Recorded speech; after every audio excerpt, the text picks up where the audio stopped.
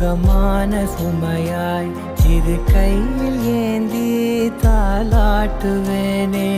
காற்றோடு தலை கோதி நதியோடு தவழ்ந்து உயிரோடு உயிராக உறவாடும் அழகே.